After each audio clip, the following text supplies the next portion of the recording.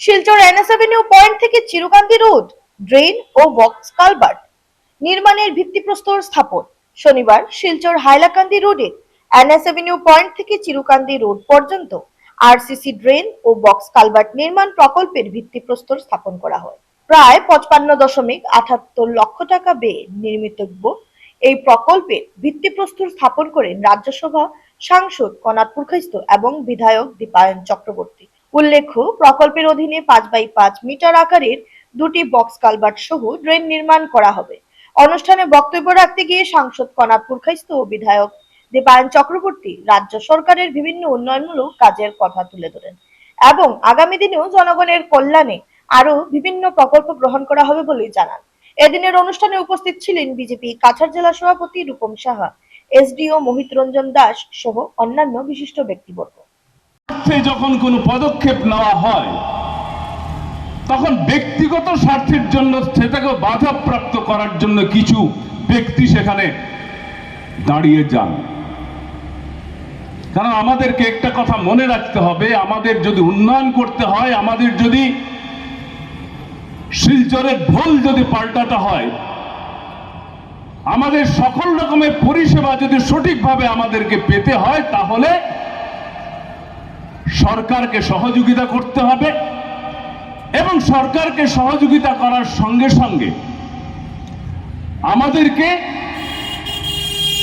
কিছু স্যাক্রিফাইসও করতে হবে। আমি আশা করি যে এখানে যারা শিলচর এই যে এলিভেটেড করিডোর বা এই যে ফ্লাইওভারের তার যে অ্যালাইনমেন্ট রয়েছে সেটা চেঞ্জ করার জন্য নানা ধরনের পদক্ষেপ তারা গ্রহণ করছেন। আমার মনে হয় যে শিলচরের স্বার্থে আমাদের পরবর্তী প্রজন্মের কে একটি সুন্দর শিলচর উপহার দেওয়ার লক্ষ্যে সেই চিন্তা থেকে সরে এসে সরকারকে সহযোগিতা করার প্রত্যেকের কাছে আমি আহ্বান জানাচ্ছি। আমরা জানি যে আমাদের এই উপত্যকার অবস্থা কি ছিল। শিলচরকে বিভিন্ন সময় বিভিন্ন রাজনৈতিক ব্যক্তিত্ব শাসন করেছেন। ওনাদের চিন্তাধারা নিয়ে শিলচরের উন্নয়ন করার চেষ্টা করে গেছেন। আমি সেই ব্যাপারে কথা বলতে চাই না, কিন্তু আপনারা 2021-এ আমার দল প্রার্থিত্ব দিয়েছিল আর আপনারা আমাকে আশীর্বাদ দিয়ে অনেক আশা ভরসা নিয়ে আমাকে বিধায়ক বানিয়েছিলেন। আর বিধায়ক হওয়ার পরবর্তীকাল থেকে আমি শিলচরের উন্নতি সাধনের জন্য আপনাদের সাথে সময় সময় কথা বলে, আমার দলের নেতৃত্বের সাথে কথা বলে আমি যথাসাধ্য চেষ্টা করেছি যে সলিউশন করার আর একটা পার্মানেন্ট সলিউশন যাতে হয় তার লক্ষ্যে আমি কাজ শুরু করেছিলাম।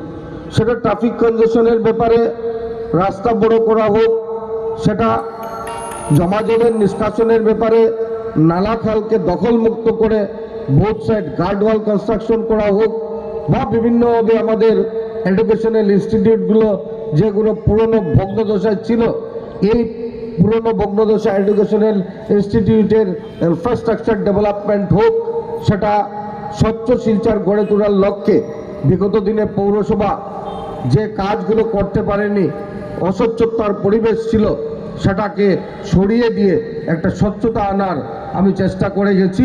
তার জন্য প্রথমবারের মতো শিলচর না শুধু গোটা নর্থ ইস্টে আপনারা শুনলে খুশি হবেন, একটা ট্রান্সফার স্টেশন বসেছে। এই ট্রান্সফার স্টেশনটা কাছাড় কলেজের পাশে ASLRM এর যে সেন্টার রয়েছে, এই সেন্টারে আমরা বসিয়েছি। এটা আমার প্রপোজাল ছিল। প্রপোজালটা তার জন্য আমার মাথায় আসে যে আজকে সোনাই রোড অঞ্চল থেকে, আজকে ন্যাশনাল হাইওয়ে অঞ্চল থেকে, তারাপুর অঞ্চল থেকে যে আবর্জনাগুলো আমাদের বাড়ি থেকে কালেকশন হয়, এই কালেকশন নিয়ে আমরা কোথায় যাই? সেটা মেহেরপুর ডাম্পিং গ্রাউন্ডে যাই।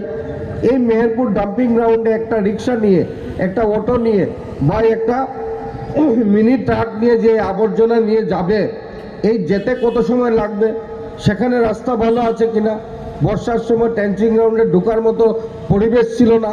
দীর্ঘ বছর কংগ্রেস ৭৭ বছর রাজত্ব করার পর এই ভেতরের যে একটা রাস্তা বানাতে হবে, সেই চিন্তা, সেই পরিকল্পনা কংগ্রেস করতে পারেনি।